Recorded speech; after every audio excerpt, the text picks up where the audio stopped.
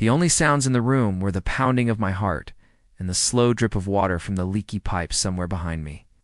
I was kneeling next to his body on the cold stone floor, and he wasn't breathing. His skin had already begun to turn a sickly shade of green. It was clear what had happened here. Someone had beaten him to death, but it wasn't the first time I'd found someone dead in this abandoned asylum. And this time I knew the killer was still hiding inside. You see, I'm the caretaker here. My job is to clean up after ghost hunters and other thrill seekers who come to explore this supposedly haunted place.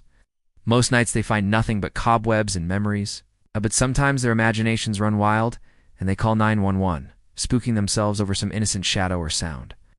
Most of those calls are for me to just stand by until morning, which is how I came to befriend Deputy Thomas, a young cop who always gets dispatched on these nuisance calls. He'd been here 3 days ago when a group of self-proclaimed demon busters found a bloodied meat cleaver in the basement and promptly ran screaming into the night. When I arrived, Thomas had followed them out, but he'd stayed behind after they ran off, saying he wanted to check things out. So I spent an hour with him talking about cars, sports, girls, the usual stuff before we waited for the sun to chase whatever demons may have lurked in the basement back into the shadows. But tonight, the call was different. This time, Thomas's voice was frantic. "Get over here ASAP," he said. "I need your help." Then the line went dead. Something had gone wrong, and whatever it was serious. I could tell by the urgency in his voice. When I found him kneeling beside the dead man, I asked, "Who's that?" He looked up, his eyes wide with fear. "I don't know," he whispered, his voice cracking. He was just here 1 minute, and then the next he was lying on the ground with blood coming out of his mouth. He stopped speaking and stared down at his shoes, unable to meet my eyes.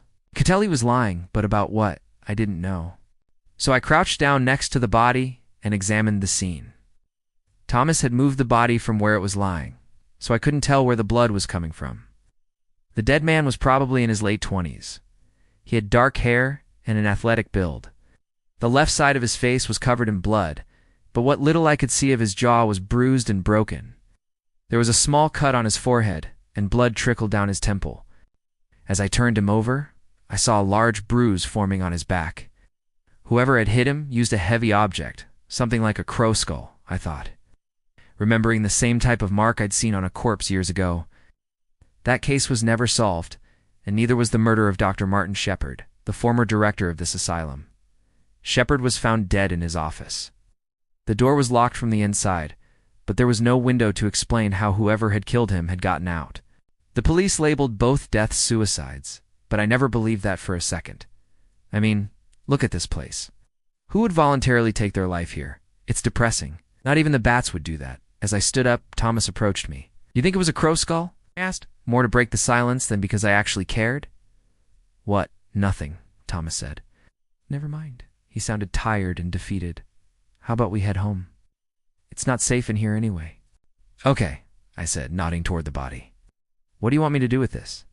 "Same as last time," he replied. "Just leave it till morning." I shrugged. "Suit yourself. But if you get in trouble for leaving another body overnight, I'm blaming you." He gave me a weak smile, then headed toward the door. As I watched him go, I wondered if he was really as scared as he was acting. I mean, he's a cop. It's his job to be scared. For me, the scariest part was the unknown. I liked Thomas. We'd become friends in a way over the past few months. I worried that if the killer was still hiding in the darkness somewhere, Thomas might be in danger. But I dismissed my concern. It was irrational.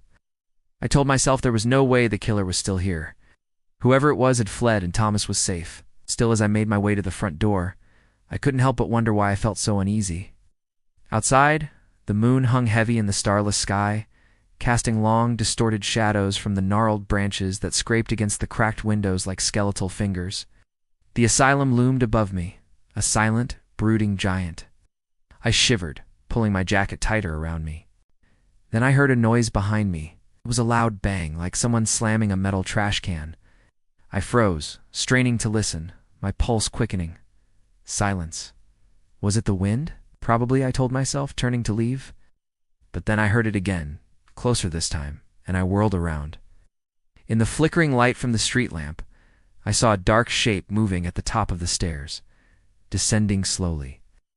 A wave of icy dread washed over me as it began to approach. I wanted to scream, but my voice was trapped in my throat. Then a low voice spoke behind me. "Didn't think you'd stick around, Deputy?" I recognized that voice. It belonged to Deputy Murphy, the night shift supervisor. I turned slowly, trying to keep my movements fluid so I wouldn't appear threatening. "Hey, Murphy, what are you doing here? I thought you were off tonight." He smiled, revealing a set of teeth that were just a little too sharp for comfort. Had to make a midnight snack run. "How's it going?" He sauntered closer, his eyes gleaming in the darkness. "Find anything interesting?" "No," I lied, hoping my lie detector was working properly. "What about you? Not my department," he said cryptically. "But if you hear anything interesting, you let me know." He paused, studying me with those unnerving eyes. "Right?" He nodded once, then disappeared back into the shadows. I exhaled slowly, my entire body trembling with suppressed fear. What did he mean by that last comment? Did he kill Thomas? Had he done something to him? My thoughts were interrupted by the sound of footsteps behind me. I whirled around, my heart hammering in my chest, and nearly jumped out of my skin when I saw standing there. In the dim light, silhouetted against the faint glow of the emergency exit sign, was Thomas. His face was pale, his eyes filled with terror. "Thomas, you scared the hell out of me," I exclaimed, my voice shaking. He didn't respond. He just stared at me, his eyes wide with fear. Then he broke into a run, disappearing around the corner and down the hallway. Relief washed over me, followed by annoyance. Why would he sneak up on me like that? Could have just called my name or something. But as I turned to leave, I noticed a small, dark stain on Thomas's shirt. It was in the shape of a crescent moon. I squinted, trying to get a closer look. The stain was smeared, almost like it had been wiped with a cloth. I stared at it for a moment, my heart sinking as I realized what it was. It was blood, and suddenly it all made sense. Thomas had lied about finding the body. He hadn't been telling me about the bruises on his own face. He wasn't scared of the asylum, or whatever monster lurked within its walls. He was one of us, or rather he had been. Because, in that instant, as the realization of what I was dealing with crashed over me, I turned and saw a dark figure sprinting toward me, a manic grin splitting its face. It lunged, its eyes blazing with a terrifying light, and I knew I was in grave danger. Now that I knew what I was dealing with, I knew the killer was still inside. I spun around and bolted, adrenaline pumping through my veins. The creature was fast, though, and soon I could hear its heavy breathing close behind me. I risked a glance over my shoulder and gasped.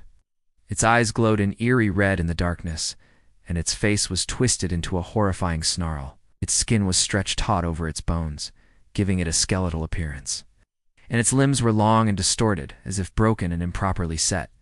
Desperation lent me speed, and I threw myself against the door at the end of the hall. It swung open, revealing a stairwell shrouded in darkness. Without hesitation, I plunged into the gloom. Behind me, a guttural voice echoed through the stairwell. "Run, caretaker, run." I didn't dare look back. Instead, I raced down the stairs, my feet pounding on the concrete steps. The voice grew louder, more insistent. "Come back here, caretaker. Play with me." I stumbled and fell, scraping my palm on the rough concrete. Pain shot through my hand, but I ignored it, scrambling to my feet and dashing onward. The stairwell opened onto a narrow corridor lit by a single flickering fluorescent light. At the end of the corridor, I saw a door. Hope surged through me. If I could reach it, I might be able to lock myself inside and hide. As I approached, I heard the creature behind me. Its heavy footsteps pounded on the stairs.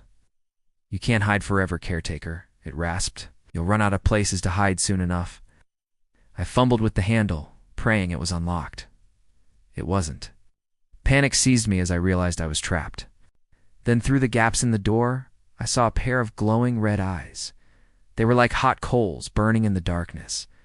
The creature stepped into the corridor and loomed over me, its face a grotesque mask of flesh and teeth. It leaned closer, its hot, fetid breath washing over me. "You're mine now, caretaker," it hissed. "We'll play together forever." With a final surge of strength, I kicked out, connecting with the creature's knee. It yelped, stumbling back. I scrambled for the door, my hand finding the handle. Wait. This time it was unlocked. I burst through and slammed the door shut behind me. The creature pounded on the door, its muffled screams echoing through the asylum. I leaned against the door, my heart hammering in my chest. As the minutes ticked by, the creature's screams grew more frantic. I could feel the vibrations of its rage through the door. Finally, its pounding slowed, then stopped altogether. I stood there for a long moment, listening to the silence. Then, mustering my courage, I opened the door. Standing in the corridor was the most horrifying sight I've ever seen. The creature was gone, but in its place stood Thomas, his eyes blank and staring, his skin ashen. His hands were outstretched, his fingers curled into claws. And then I saw it. On his chest, a dark stain blossomed, spreading like a macabre flower. It was the same stain I'd seen on his shirt, the same stain that had been on the body in the basement, the same stain that now marked Thomas as one of them.